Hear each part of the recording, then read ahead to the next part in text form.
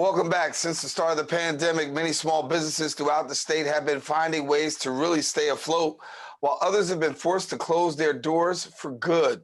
Congress has signed into law a new $900 billion coronavirus relief and stimulus package. The second stimulus package dedicates $284 billion to the Paycheck Protection Program, better known as PPP, by giving federal forgivable loans to hard-hit small businesses. Joining us now to share more of the details is the president of the Bronx Chamber of Commerce, Lisa Sorin, and the executive director of the Third Avenue Bid, Michael Brady. And both of you, Happy New Year and welcome to the show.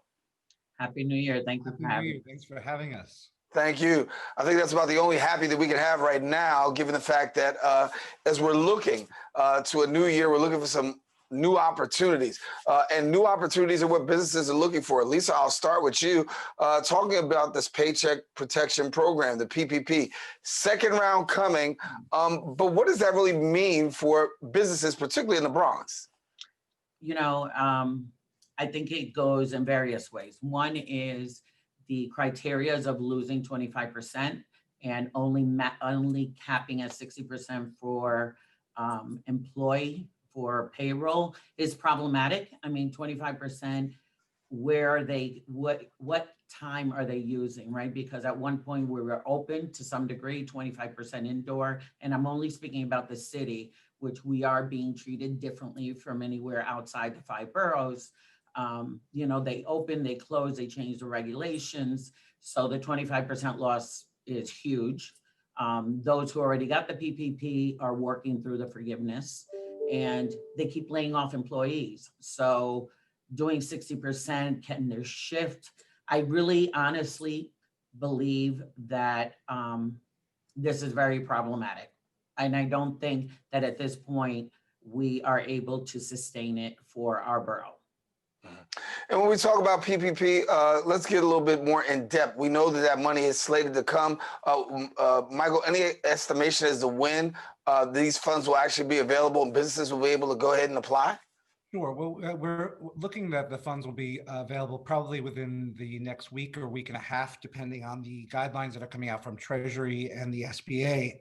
And to really underscore Lisa's point, the regulatory changes to the Paycheck Protection Program that we've seen to date are really problematic and going to pose some hurdles for small businesses. One is the burden of proof of a 25% revenue loss. The second is the only covering 60% of a salary for an employee, which is really just a slap in the face. But then, also, the original concept of the Paycheck Protection Program was to provide a 2.5-month lifeline to small businesses. A lot of the small businesses in our borough and throughout New York City, and indeed throughout the United States, are really saying this is too little too late. And the more hurdles that we're putting on small businesses to access these funds are really just going to continue to close the doors of small businesses throughout the country. So we're very concerned that the Paycheck Protection Program timeline is delayed, but also just the restrictions that are coming with this round of the PPP program are really problematic, and the funding is not going to reach the businesses that need it most. In order to demonstrate a 25% revenue loss, businesses have to have the sophistication to be able to run a P&L. They have to have the sophistication to understand how they were able, the tax implications of dealing with the first round of PPP. And does that go in your revenue? Is that an asset or is that a liability? And where does that fall in your budget line? And if it is going into your revenue and your assets, does that contradict the 25% revenue loss that so many businesses have to prove now moving forward? Yeah. And so, Lisa, walk me through this here. What are you hearing from Bronx businesses, particularly with this, with the PPP now coming out? And before, let's go back, even before the PPP. Tell me what you were hearing from Bronx businesses, boots on the ground, in the wake of all these ever-changing laws. As we mentioned, New York City held to different standards compared to the state. Right. Well, I hope you have 3 hours for me. But that being said, let's start with the fact that New York City has never, in the course of the last 10 months or however long it's been, has never been able to join the ranks of those outside of our 5 boroughs. And we're talking Westchester, Putnam, Dutchess, all the way up to Suffern and all those areas, up all the way to Albany. Their numbers have been higher than anything that we've seen here in this city. they are allowed to have indoor dining. They're allowed to have outdoor areas, areas to eat. We have been handcuffed, right? So you have the outdoor dining that's year round. That's wonderful. But then the minute we had the snowstorm, there were take everything down and or build these structures. You build these structures and now they're not meeting criteria. So you have to tear down those structures. Those are all costs that these businesses are taking on that other areas, other counties are not. So what we're trying to figure out is a lot of these new outdoor places are putting in windows and building attached to their, what is the difference of the indoor versus eating outdoors with the same type of structure?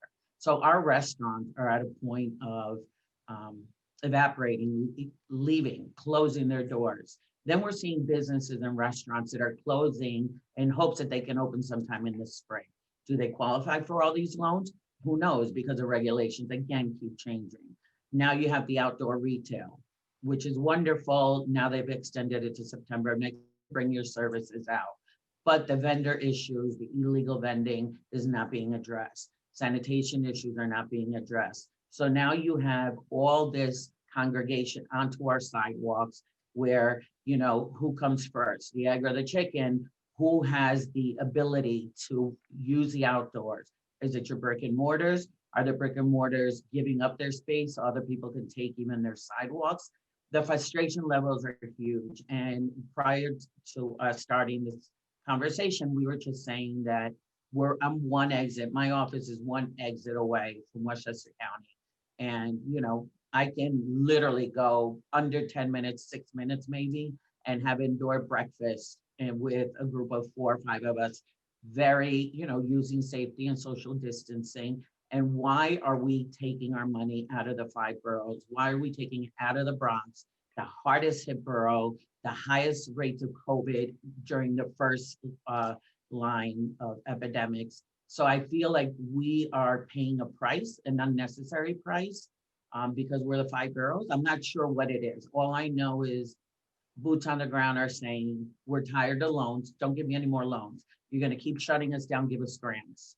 Give us an extension on the loans. Talk to our landlords. And the same type of restrictions you're giving us, the landlords need help also. They're a small business. So I'm not taking away from the fact that they also need to get paid. But the system has to work uniformly. You can't say you're going to help a business and shut them down.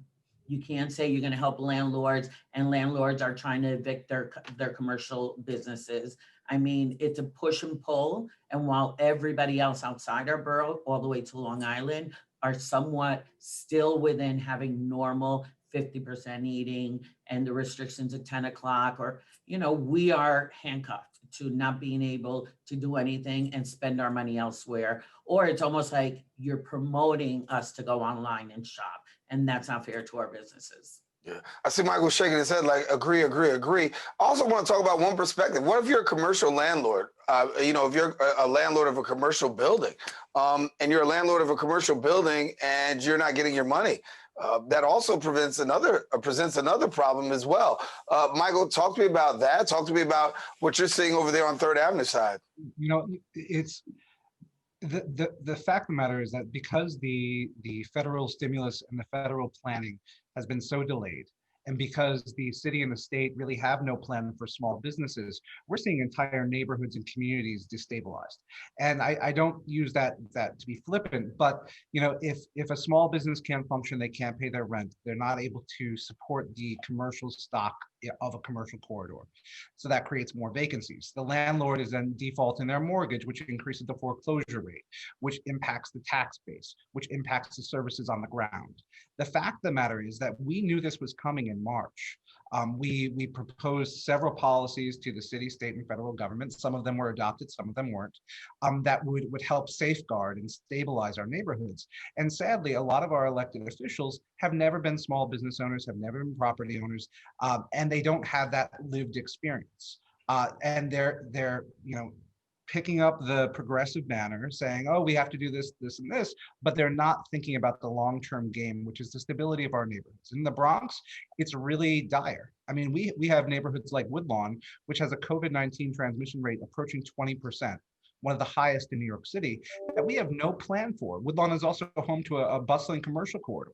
And, we're predicting that on Monday, the governor and the mayor are going to be announcing a whole new line of restrictions that are going to reduce retail capacity, close non-essential businesses, and herald in another wave of these punitive restrictions for small businesses in New York City, when our peers throughout the state and throughout the country are much higher, and they don't have those restrictions put on them.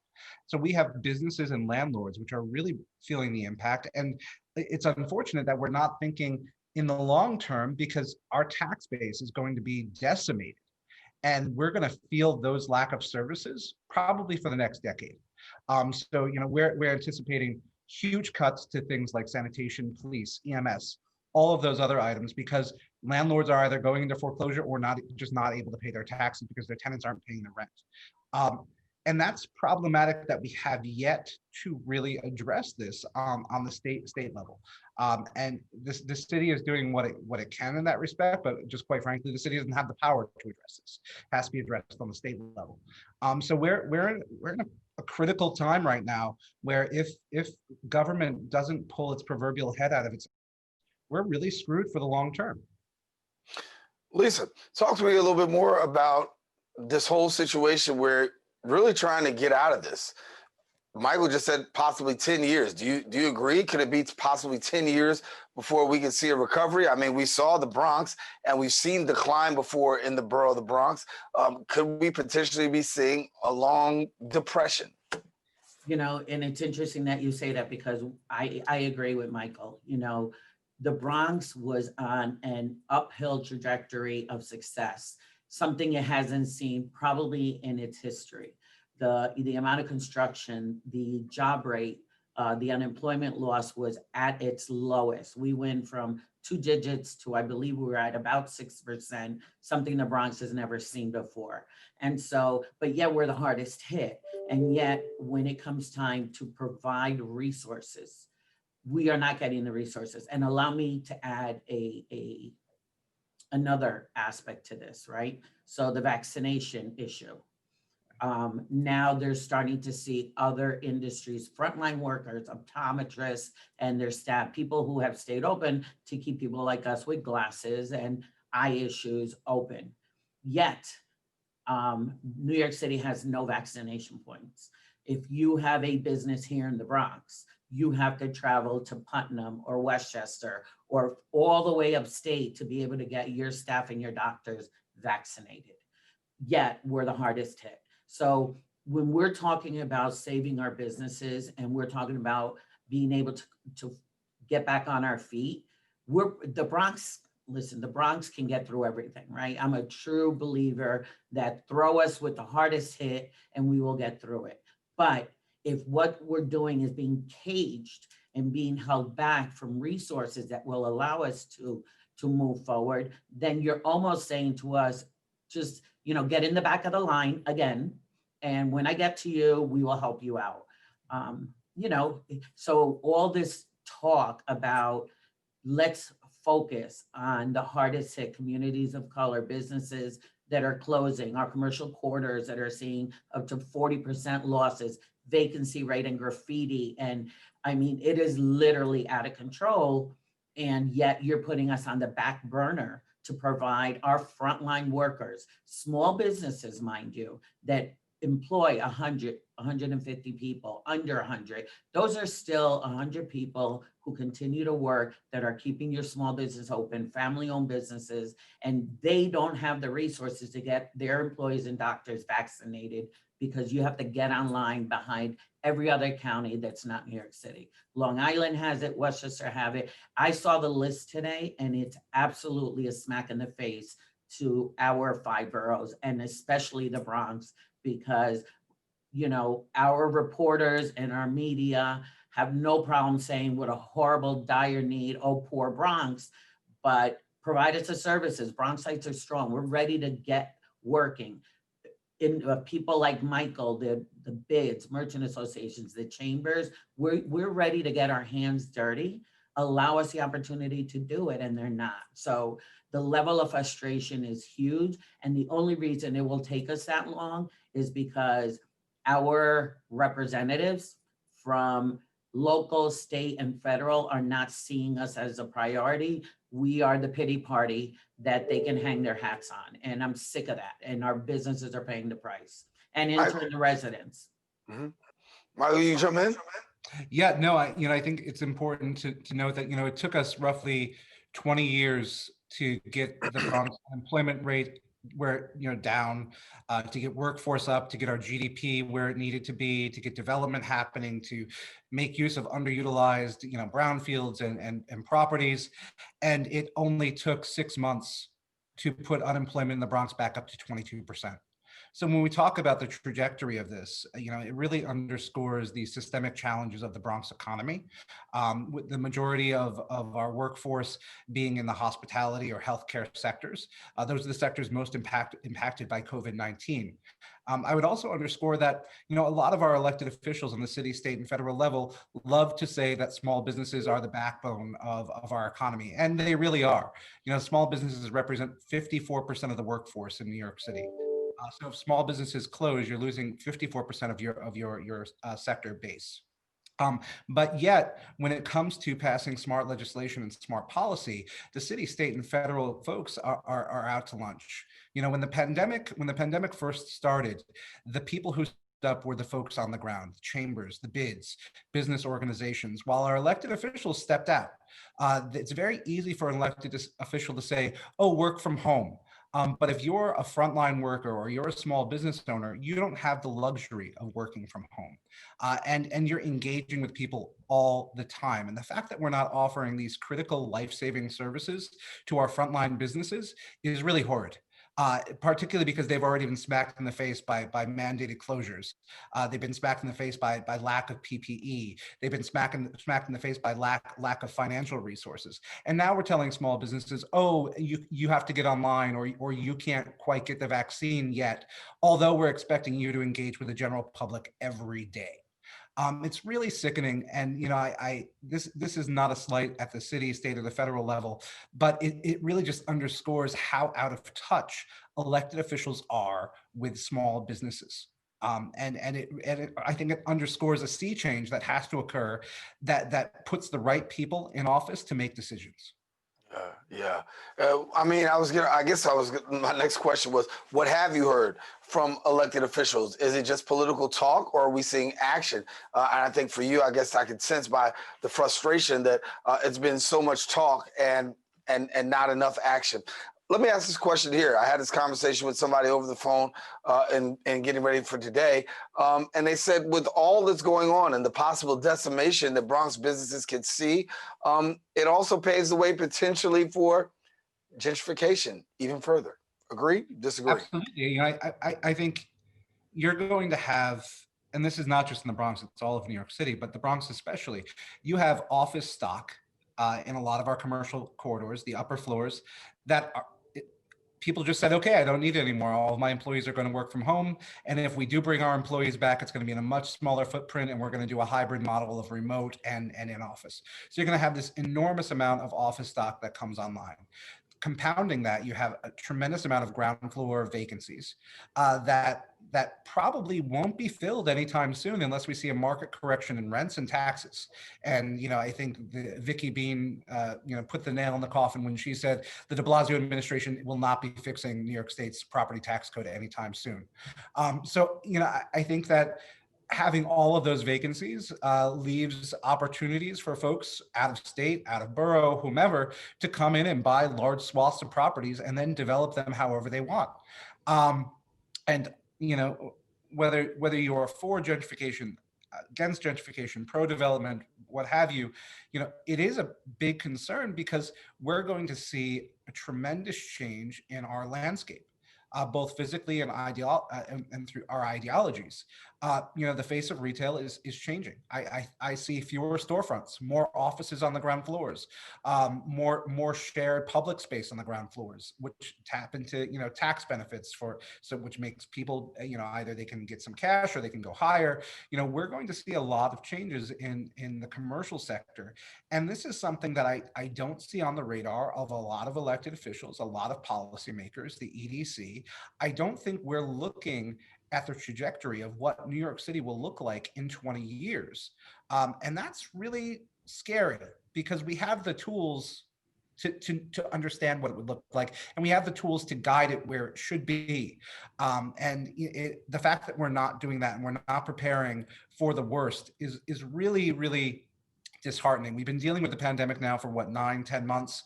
We have not passed policies on the state, local, or federal level to safeguard from the next natural disaster. And that's problematic because that means we're not learning from our history. And the only way to learn from our history is to do it while we're learning. If not, a year goes by, 2 years goes by, 3 years goes by, and we forget about it. And I think our road to economic recovery is going to be really, really dicey. I look at 9/11 or post Sandy. Both areas we haven't fully recovered from yet. Yeah. Lisa, I got to go. Only have like 30 seconds left. If somebody wants to get involved with PPP, find out about PPP, maybe there's a business owner watching, talk to us about where they can go, where they can get more information. We have put together, consolidated a list of CDFIs and banks and partners who are offering PPP, who are keeping us up to date as to when it will be, some of these applications will be available and their systems ready to take on. Mike is hosting a webinar on Thursday regarding the PPP. So the combination of both, I suggest you can either call us 718-828-3900. I have my team here, my specialist ready to answer, or definitely reach out to the Third Avenue bid, who also will have the information. And one last thing, I know 28 have 5 seconds to say that the small business community is going to start rallying behind the fact that this year are elections. The small business community has stayed quiet all these years. And I suggest that the elected officials start taking us a little more seriously. Absolutely. We'll leave it there. Great talking to you, Lisa. Michael, Pleasure. we'll definitely have you back soon. Thank you much. And we'll keep our viewers updated. That about wraps up for this segment right here. We're going to take a quick break. We'll be back with more show. Stay with us. We'll come right back right after this.